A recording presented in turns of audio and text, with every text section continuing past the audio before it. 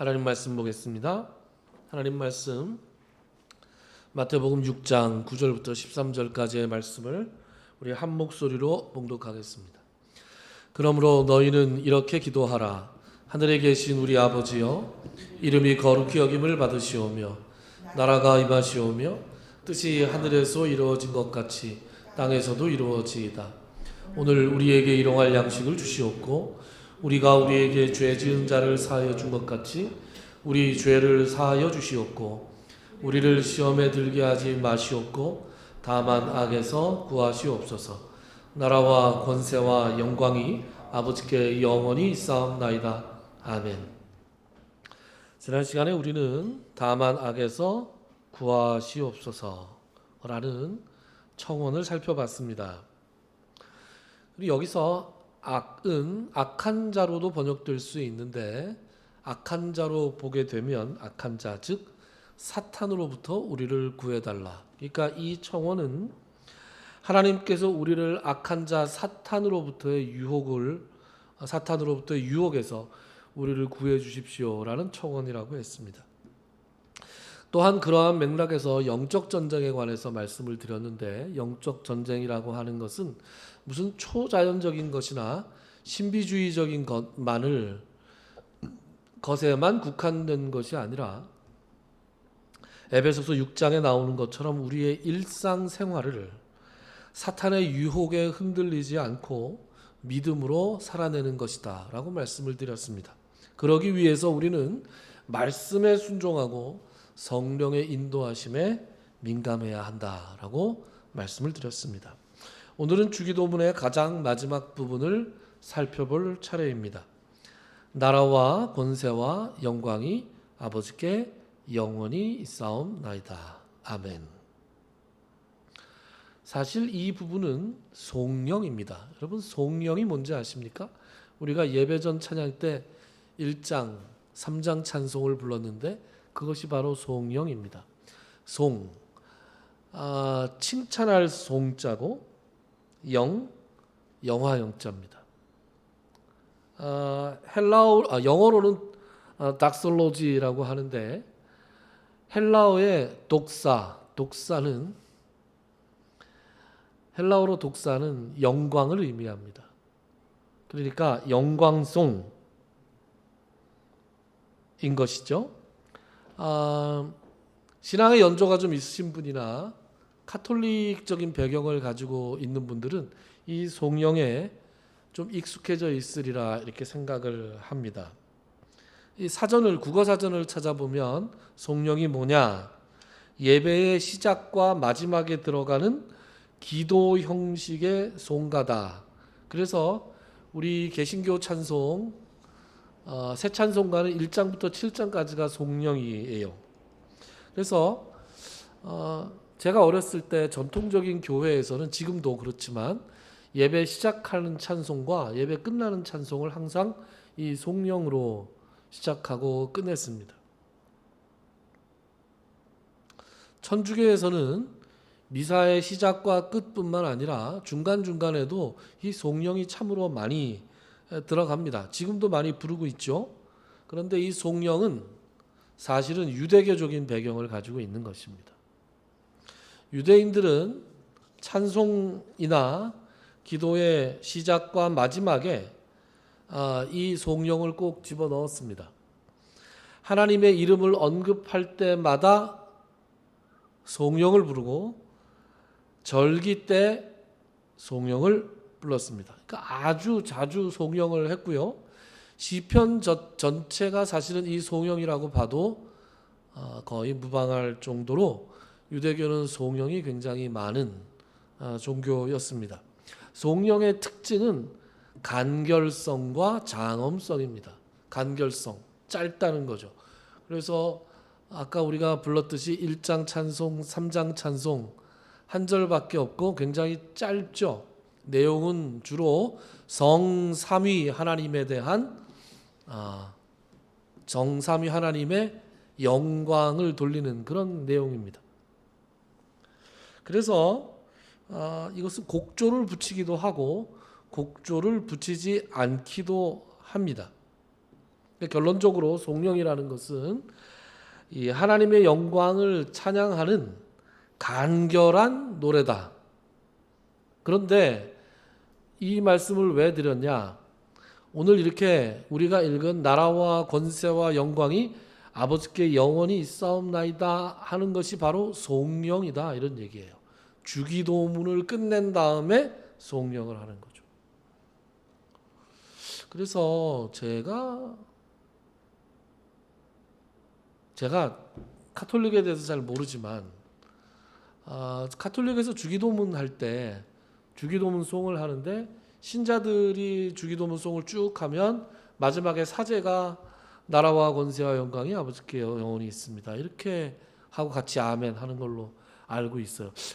그게 맞나 거꾸로인가 하여튼 그래요. 이렇게 나눠서 화답하는 형식으로 이 주기도문을 하는 것으로 알고 있습니다. 초대 교회도 그렇게 했다고 제가 이야기를 들었습니다.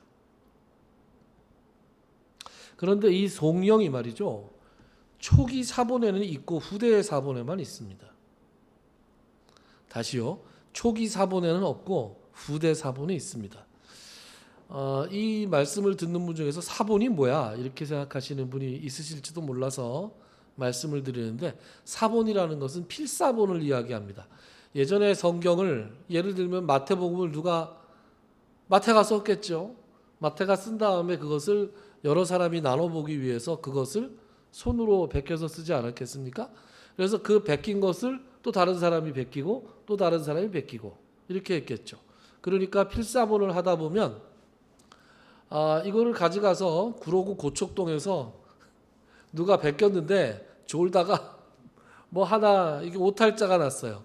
그러면 고척동에서 베낀 사람들은 다 그게 똑같이 오탈자가 나겠죠. 그래서 고척동 사본, 또 뭐 인천 사본, 이렇게 사본마다 특징들이 좀 있습니다. 그래서 어떤 사본에는 있고 어떤 사본에 없는 구절들이 왕왕 있어요. 그런데 이 후대의 사본에는 이 영광송, 이 송영 부분이 있는데 초기의 사본에는 없단 말이죠. 우리말 성경에는 왜 이걸 집어넣느냐? 제가 지난 시간에도 말씀드렸듯이 우리말 성경은 킹제임스 번역본을 따라가는 경향이 좀 있다, 그렇게 말씀드렸잖아요. 그래서 킹제임스 버전에 이 부분이 있고요. 그럼 킹제임스 버전은 왜 집어넣느냐? 킹제임스 버전이 1611년에 번역이 된 건데, 그때 킹제임스 번역본이 사용했던 그 헬라어 사본이, 헬라어 원문이 이 영광송을 가지고 있는 사본들을 토대로 만들어진 본문이었던 거예요. 그래서 그게 있습니다. 그런데 후대 초기의 사본에 없다는 것을 언제 알게 됐느냐? 이 초기의 사본들은 최근에 발견된 것들이에요. 그러니까 초기 사본을 먼저 발견하고 후대 사본을 먼저 나중에 발견했으면 별 문제가 없었을 텐데, 후대 사본에 기초해서 번역을 해놨는데 그거보다 더 오래된 사본들이 나타난 거예요. 그래서 요즘 번역에 영향을 주고 있죠. 그래서 학자들이 초기 사본에는 없고 후기 사본에는 있는 이 부분을 어떻게 해야 될 것이냐, 그리고 마태복음에는 있고 누가복음에는 없는 이 부분을 어떻게 할 것이냐, 예수님께서 가르쳐 주실 때 어디까지 가르쳐 준 것이냐라고 할 때 대부분 의견 통일을 어떻게 보느냐, 이 영광송을 뺀 그 전까지 다만 악에서 구하시옵소서까지가 예수님께서 가르쳐 주신 것이고, 그 이후에 마태가 이 부분을 추가한 것이다, 이렇게 봅니다. 그래서 어떤 설교자들은 강해 설교할 때 이 부분을 빼기도 하고요. 주석 같은 거에도 이 부분에 주석을 길게 달아놓지 않는 주석가들도 있습니다. 저는 그분들이 그런 의견을 가진 것을 존중합니다. 영어 성경에도 우리가 보통 알고 있는 NIV 성경이라는 거 있잖아요. NIV 성경은 이 부분이 빠져 있어요. 아예 빼고 번역했습니다. 그러나 킹 제임스 버전이나 NASB라고 뉴 아메리칸 스탠다드 버전이라는 그 성경은 또 이 부분을 집어넣어 놨습니다. 우리말 성경은 어떻게 집어넣습니까? 괄호를 치고 집어넣어 놨습니다. 그렇죠? 그러니까 괄호를 친 부분을 보면 밑에 그 난하주를 보면 어떤 사본에는 있고 어떤 사본에는 없다 이렇게 나와 있습니다. 그런데 말이죠. 제가 오늘 주목하고 싶은 것은 그러면 후대 사본에 그러니까 마태의 전통을 따른 마태는 왜 이 복음서의 이 부분을 첨가했을까? 왜 굳이 후대에 이 부분을 첨가했을까 하는 이유를 우리가 좀 살펴볼 필요가 있다라는 것입니다. 그 첫째는 아까도 말씀드렸듯이 유대인들의 전통과 습관상 모든 기도는 다 성령이 붙어 있습니다. 그러니까 학자들이 짐작컨대 이것이 기록되었든 기록되어 있지 않든 간에 이 주님께서 기도를 가르쳐 주셨으면 당연히 송영을 했을 것이다. 그것이 유대인들의 전통과 습관이기 때문에. 그래서 제자들로부터 초대교회에 이르기까지 이 초기의 신자들은 당연하게 이 영광송을 했을 것이다 라고 짐작을 하고 그 영광송의 내용은 바로 이것이다 라고 짐작하는 것이죠. 추측하는 것입니다. 그런데 초기에는 유대교 전통이 강하게 살아있고 예수님을 직접 만난 제자들이 많았잖아요. 예수님을 직접 보던 살아있는 증인들이 많았단 말이에요. 그런데 이 복음이 이제 기간이 오래되고 이방으로도 전파가 돼 나가면서 이 송영이라는 걸 송영을 해야 된다라고 가르쳐 주지 않으면 송영을 할 줄 모르는 신자들이 많이 늘어났다는 거예요. 그래서 굳이 이 부분에 송영을 집어넣은 것일 것이다. 이렇게 짐작을 합니다.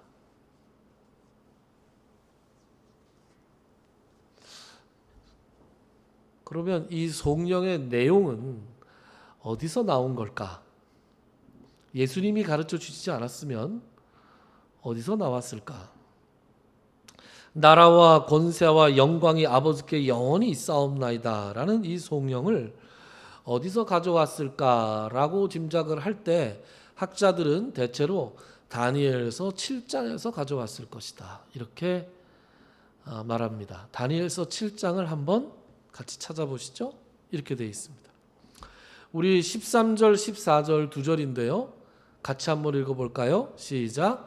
내가 또 밤 환상 중에 보니 인자 같은 이가 하늘 구름을 타고 와서 옛적부터 항상 계신 이에게 나아가 그 앞으로 인도되매 그에게 권세와 영광과 나라를 주고 모든 백성과 나라들과 다른 언어를 말하는 모든 자들이 그를 섬기게 하였으니 그의 권세는 소멸되지 아니하는 영원한 권세요 그의 나라는 멸망하지 아니할 것이니라. 아멘. 다니엘이 우리는 이제 다니엘과 세 친구 이야기, 뭐 다니엘이 사자굴에 던져진 이야기, 뭐 이런 얘기를 재미있게 많이 알고 있지만 다니엘은 무슨 서예요? 선지서입니다. 그죠? 선지서라서 앞날에 관한 예언들을 많이 해놨어요. 그 중에서 메시아에 관한 예언이 있는데 이 메시아에 관한 대표적인 예언이 바로 이 다니엘서 7장 13절과 14절입니다. 다니엘이 어느 날 환상을 본 거예요. 그런데 그 환상 중에 인자 같은 이가 하늘 구름을 타고 왔다. 여러분 이 인자 같은 이가 누구예요? 예수 그리스도죠. 제가 인자 같은 이에 이렇게 하이라이트를 해놓고 괄호 열고 A Son of God, A Son of Man 이렇게 써놨잖아요. A Son of Man을 왜 이렇게 써놨냐 하면 예수님께서 복음서에서 보면 자기 자신을 뭐라고 칭하세요? 인자라고 칭하시죠. 그 밑에 제가 대표적으로 한 구절을 찾아놨는데 누가복음 9장 58절 그 밑에 있는 구절을 보면 예수께서 이르시되 여우도 굴이 있고 공중의 새도 집이 있으되 인자는 머리 둘 곳이 없도다. 이렇게 말씀하시잖아요. 스스로를 인자는 이렇게 복음서에서 많이 말씀하십니다. 그런데 여러분 학창 시절에 영어를 배웠던 것을 좀 떠올려 보시면 자꾸 영어를 얘기해서 죄송합니다만 이 누가복음에 나오는 인자 괄호 안에 제가 뭐라고 써놨어요?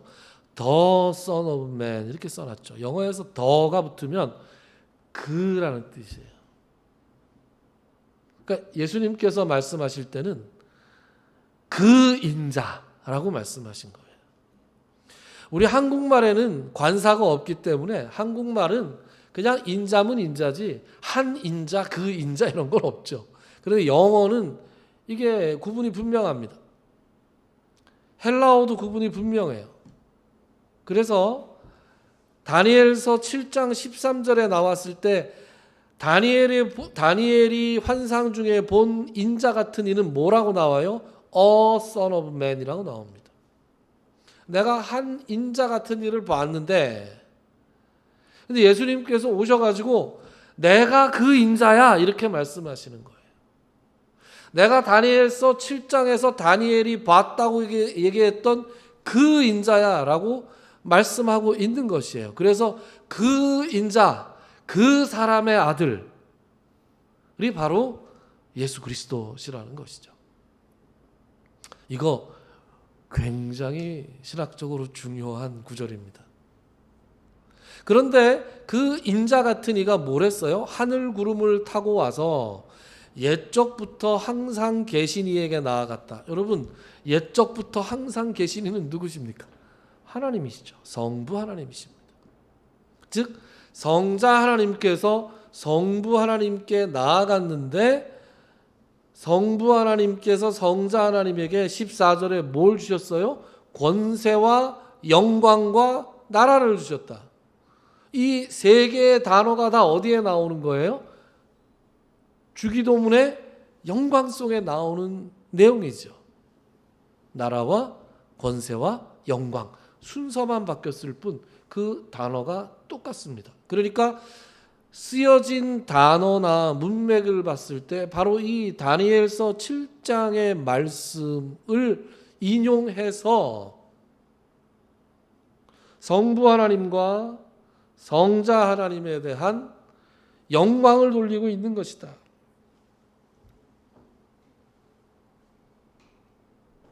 그래서 하나님께서 예수님에게 권세와 영광과 나라를 주셨다 하고 계속 읽어보면요. 14절에 읽어보면 모든 백성과 나라들과 다른 언어를 말하는 모든 자들, 이거는 온 인류를 의미합니다. 예수 그리스도를 믿는 모든 백성들이 다 예수 그리스도를 섬길 것이다.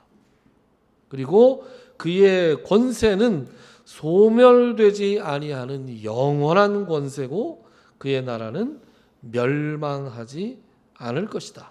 그러니까 주기도문에서 나라와 권세와 영광이 아버지께 영원히 있습니다 라고 고백하는 것은 성부 하나님에 대한 인정과 고백을 함과 동시에 성자 하나님에 대해서 인정과 고백을 하는 것이다 라고 우리가 알 수 있겠습니다. 사랑하는 성도 여러분, 우리가 속해 있는 나라는 이 세상에 속해 있는 나라가 아닙니다. 여러분, 세상의 나라는 흥망성쇠를 거듭하는 나라들이에요. 그러나 우리가 속해 있는 나라는 영원한 나라, 변하지 않는 나라, 하나님께 속해 있는 그런 나라입니다. 우리가 속해 있는 권세, 여러분 제가 이런 말을 하나 써왔어요. 여기 보면 보이십니까? 화무 11홍, 권불 10년 이런 말 있죠. 여러분 삶을 살아보시니까 저보다 다 오래 사셨는데 살아보시니까 정말 그렇지 않던가요? 저도 살아보니 정말 그 권력이 영원할 것 같았는데 그 권력이 정말 온데간데 없이 사라지는 것을 볼 수 있지 않습니까?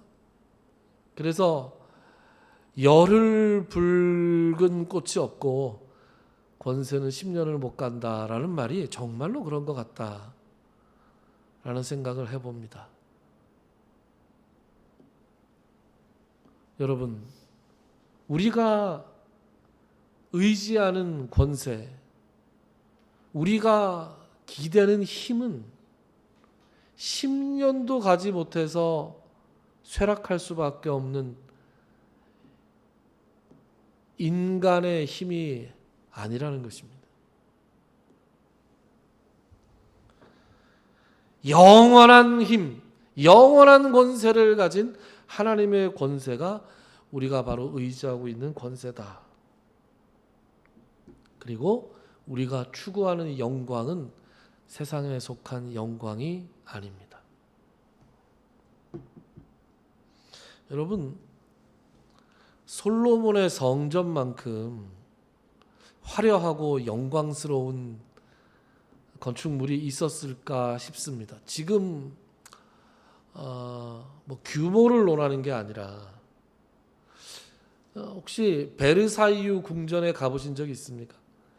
베르사유 궁전에 가면 거울의 방이라는 게 있는데 그 거울의 방 인터넷에서 한번 검색해 보십시오. 제가 오늘 찾아온다는 걸 깜빡했네요. 수백 개의 거울과 수백 개의 이 황금으로 장식된 것 때문에 그 방이 얼마나 화려한지 모릅니다. 그런데 솔로몬의 성전은 이 화려하고 영광스럽기가 이 베르사유 궁전의 거울의 방과는 비교가 되지 않습니다. 여러분, 솔로몬의 성전을 건축하기 위해서 다윗이 준비한 금만 10만 달란트라 그랬어요. 여러분, 10만 달란트가 얼마나 많은 건지 아십니까?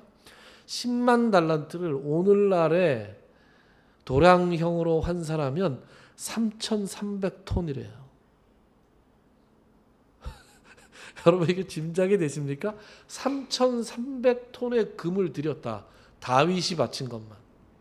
그래서 솔로몬의 성전은 내부를 전부 다 순금으로 했어요. 그리고 성전에 들어가는 모든 기구들이 다 순금이었습니다. 모든 장식들도 다 금이었어요.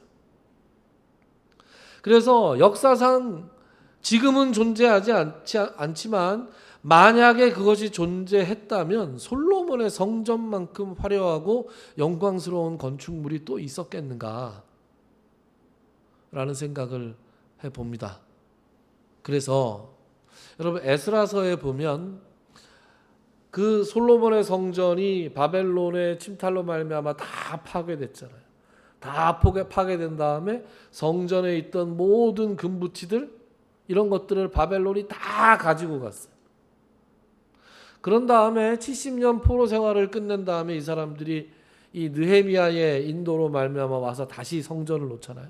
다시 성전을 건설하잖아요. 그것을 스룹바벨의 성전이라고 합니다. 그 성전의 기초를 놓았을 때 이 사람들이 울었다 그랬어요. 왜 울었을까요?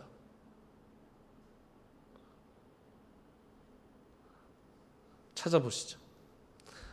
에스라서 3장 12절부터 13절까지의 말씀을 우리 같이 한번 읽어볼까요? 시작. 제사장들과 레위 사람들과 나이 많은 족장들은 첫 성전을 보았으므로 이제 이 성전의 기초가 놓임을 보고 대성통곡하였으나 여러 사람은 기쁨으로 크게 함성을 지르니 백성이 크게 외치는 소리가 멀리 들리므로 즐거이 부르는 소리와 통곡하는 소리를 백성들이 분간하지 못하였더라. 아멘. 70년 만에 포로 생활에서 돌아왔어요. 그러니까 많은 사람들이 솔로몬의 성전을 본 적이 없는 사람들이에요. 그 사람들은 자기들이 열심히 노력을 해서 성전에 이제 첫 기초를 놓고 너무나 감격스러워서 기쁨으로 크게 함성을 질렀어요. 그런데 그 중에서는 대성통곡을 하는 사람들이 있었다는 거예요. 왜요? 제사장들과 레위 사람들과 나이 많은 족장들은 첫 성전을 봤다는 거예요. 첫 성전을 본 사람의 입장에서 지금 새로 놓는 이 성전이 너무나 초라했던 거예요. 너무나 초라해서 그 성전을 놓고도 기뻐서 감격하기보다는 하나님께 너무나 죄스러워서 그 초라함 때문에 대성통곡을 했다. 그렇게 지금 에스라서에 기록하고 있는 것입니다. 솔로몬의 성전이 얼마나 화려하고 얼마나 영광스러운 것이었는지 아마 인간이 표현할 수 있는 가장 영광스러운 것 중에 하나가 아닐까 그렇게 짐작을 해봅니다. 본 적은 없지만. 그런데 말이죠, 마태복음 6장에서 예수님께서 뭐라고 말씀하십니까? 우리 보고 무엇을 입을까 걱정하지 말라 그렇게 말씀하면서 뭐라 그래요? 들의 백합화가 어떻게 자라는가 생각하여 보라. 수고도 아니하고 길쌈도 아니하느니라. 그러나 내가 너희에게 말하노니 솔로몬의 모든 영광으로도 입은 것이 이 꽃 하나만 같지 못했다. 하나님의 영광은 인간의 영광과는 비교할 수 없는 그런 영광입니다. 그래서 이 하나님의 나라를 미리 내다보았던 다니엘과 나중에 사도 요한과 계시록을 쓴 이 모든 사람들이 볼 때 하나님의 나라, 이 천국에 대해서 묘사할 때 뭐 어떻게 묘사합니까?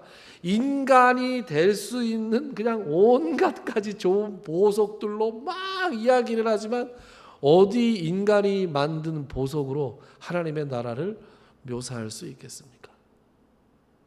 인간의 상상력과 인간의 모든 경험을 초월하는 영광이 하나님의 영광이다. 그래서 우리가 가지고 있는 그 하나님의 나라에 대한 소망과 하나님의 권세에 대한 의지와 하나님의 영광을 돌리는 것이 바로 이런 것이다 라는 것을 우리가 생각하며 이 영광송을 읊조려야 된다. 하나님 앞에 드려야 된다라는 말씀을 드립니다. 마지막으로 한 가지 이 영광송에서 짚고 넘어갈 것이 있습니다.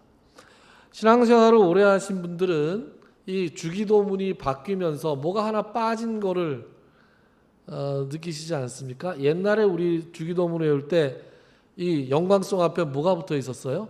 대개가 붙어 있었죠. 대개 나라와 권세와, 그렇죠?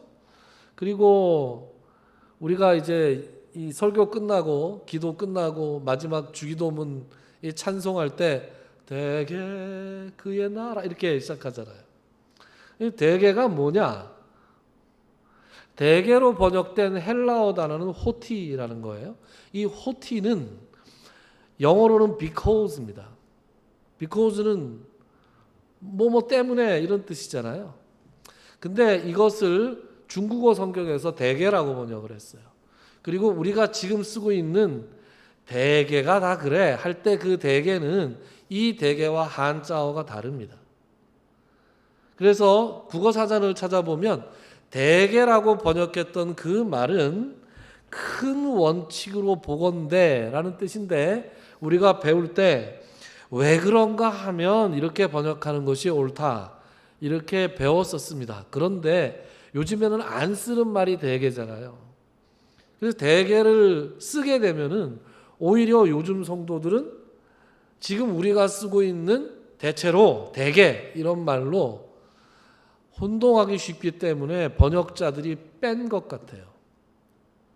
그런데 굳이 뺀 단어를 제가 말씀드리는 이유는 좀 살리는 게 어떻게 하든 살리는 게 좋지 않았을까라는 제 의견이 있어서 그렇습니다. 왜요? 헬라어로 분명히 있는데. 그래서 이 호티, 이 because라는 부분을 살려서 번역을 하면 우리가 주기도문의 이 마지막 부분이 조금 더 달라집니다. 그 살려서 번역을 하면 어떻게 되냐? 이렇게 됩니다.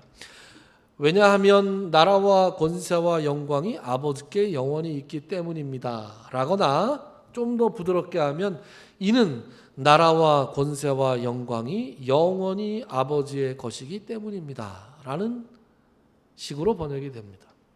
여러분, 이는 왜냐하면 이라는 말은 원인과 결과를 나타내는 말이잖아요. 그렇죠? 그러니까 이 말이 쓰인 것은 우리가 이런 거예요. 우리가 이렇게 기도를 하는데 그것은 이러하기 때문입니다. 이렇게 얘기를 하고 있는 것이죠. 그러니까 이 송영의 의미를 이 호티, 이 because를 넣어서 해석을 하면은 하나님, 우리가 예수님께서 가르쳐 주신 대로 이렇게 쭉 기도를 했는데 우리가 이렇게 기도하는 것은 나라와 권세와 영광이 영원히 아버지께 있기 때문입니다 라고 기도하는 거예요. 초대교회 성도들과 제자들은 그 기도를 이렇게 하면서 예수님이 가르쳐 주신 기도에 이렇게 성령을 갖다 붙이면서 우리가 기도할 수 있는 근거가 바로 나라와 권세와 영광이 하나님께 영원히 있기 때문이다 라고 고백하고 있는 것입니다. 여러분, 우리가 기도할 수 있는 근거가 무엇입니까? 기도할 수 있는 근거는 두 가지예요. 첫째는 하늘에 계신 우리 아버지, 하나님이 우리의 아버지이기 때문에 우리가 기도할 수 있습니다. 하나님이 어디 멀리 계시는 신이 아니라 우리와 관계를 맺은, 우리를 복음 안에서 낳으신, 우리에게 생명을 주신 아버지시기 때문에 우리가 기도할 수 있는 것입니다. 그리고 육신의 아버지는 힘의 한계가 있죠. 자식에게 해줄 수 있는 것에 뚜렷한 한계가 존재하지만 하나님 아버지는 한계가 없으신 분이시죠. 그러니까 우리가 기도할 수 있는 근거는 첫째, 하나님이 우리의 아버지시기 때문이고, 두 번째는 그 하나님 아버지는 권세와 능력과 영광이 무한하시고 영원하신 분이기 때문에 그렇습니다. 이것이 우리가 기도할 수 있는 근거가 되는 것입니다. 그러므로 여러분, 기도하실 때 확신을 가지고 기도하시기 바랍니다. 어제 한 기도가 오늘 같고 오늘 한 기도가 또 내일 또 그대로고 이렇게 기도하지 마시고, 내가 기도할 때 이 기도를 하나님께서 분명히 들어주신다. 그리고 하나님이 때가 되면 반드시 이루어 주신다는 믿음을 가지고 기도하셔야 하는 것입니다.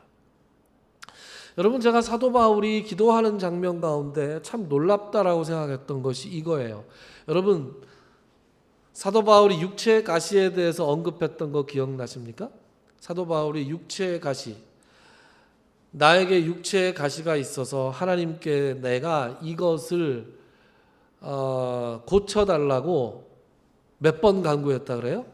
3번 간구했다 그래요. 여러분, 이거 놀랍지 않습니까? 여러분, 기도 제목이 있는데 기도 제목, 같은 기도 제목 가지고 몇 번 기도했는지 여러분 기억하십니까?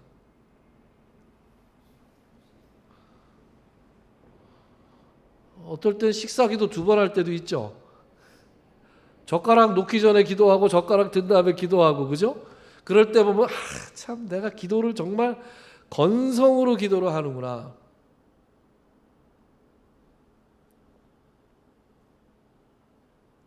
하나님 앞에서 우리가 기도할 때 이게 하나님 앞에서 하는 기도라는 의식을 분명히 가지고 기도를 해야 돼요. 얼마나 바울이 진지하게 하나님 앞에서 기도하는 그런 의식을 가지고 기도했는지, 자기가 자기 육신의 질병을 고쳐달라고 하나님 앞에 3번 기도했다는 거예요. 3번 기도했는데 안 들어주시니까 이거는 안 들어주시는 건가 보다. 그 얘기는 뭐예요? 나머지는 정말 한 번만 기도하면 응답 받았다는 거예요. 그것은 무슨 바울이 대단히 신통한 능력을 가져서 한 번만 기도해도 응답을 받았다, 그런 것 같지 않아요. 응답 받을 만한 기도만 한 거예요. 하나님 안에서 너희가 내 안에 거하고 내 말이 너희 안에 거하면 무엇이든지 원하는 대로 구하라, 그리하면 이루리라 라는 이 원칙 안에서 사도 바울이 구한 거예요. 그러니까 내가 몇 번 기도했다 라고 자신 있게 편지에 기록할 수 있는 거예요.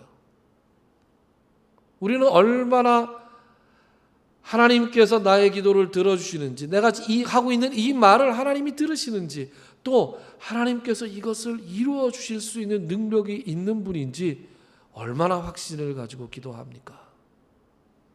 히브리서 11장 6절에는 이런 말씀이 있어요. 믿음이 없이는 하나님을 기쁘시게 하지 못하나니 하나님께 나아가는 자는 첫째, 반드시 그가 계신 것과 하나님의 존재를 믿어야 한다는 것이에요. 두 번째, 또한 그가 자기를 찾는 자들에게 상 주시는 이심을 믿어야 할지니라. 하나님께서는 자기를 찾는 자에게 반드시 상을 주신다는 사실을 우리가 믿고 하나님께 기도해야 된다라는 것입니다.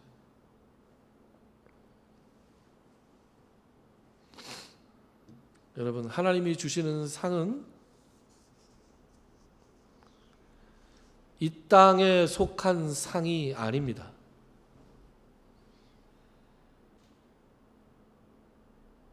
사람이 끝이 좋아야 되잖아요. 이제 설교가 끝인데 끝에만 잘 들으시면 돼요.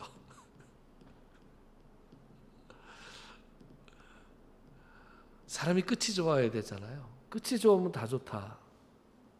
여러 신앙의 선배들을 보면 말년에 복된 신앙생활을 하시는 분들만큼 좋아 보이는 분들이 참 없습니다.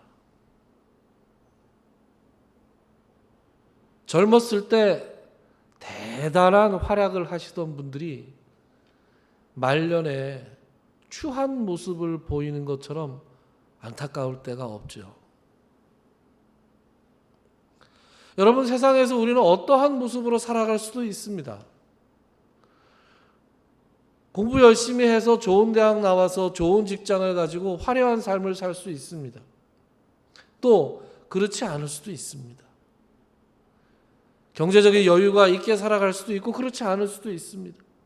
건강하게 살 수도 있고 그렇지 않을 수도 있습니다.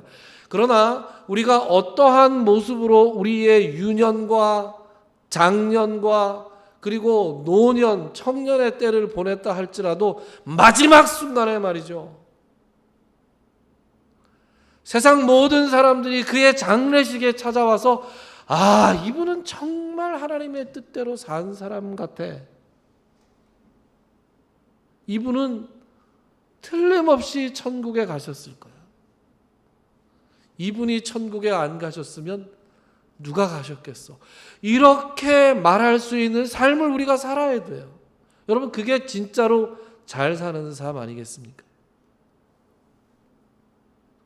하나님께서 마지막 날에 우리의 숨을 거두시면서 우리를 품에 탁 안아주시면서 우리의 눈에서 모든 눈물들을 다 씻기시고, 야, 너 정말 세상에서 수고가 많았다,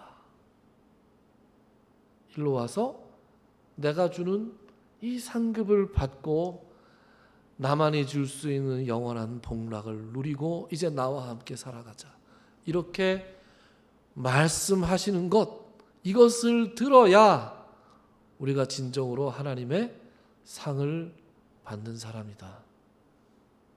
우리가 하나님 앞에 이 영광송을 불러드리면서 주님 가르쳐 주신 기도를 이 영광송으로 맺으면서 하나님께 나라와 권세와 영광이 하나님께 있다고 인정함과 동시에 우리는 하나님 나라만을 소망하고 하나님 나라에 속한 사람으로서 살아가고 세상의 힘이 아니라 세상의 권세가 아니라 하나님의 권세에만 의지하며 살아가고 세상의 영광을 추구하는 것이 아니라 하나님의 영광만을 추구하면서 살아가겠습니다. 이렇게 다짐할 수 있는, 그리하여 마지막 순간에 하나님의 자랑거리, 세상 사람들의 칭송거리가 될 수 있는 여러분들이 될 수 있기를 주님의 이름으로 축원합니다. 기도합시다.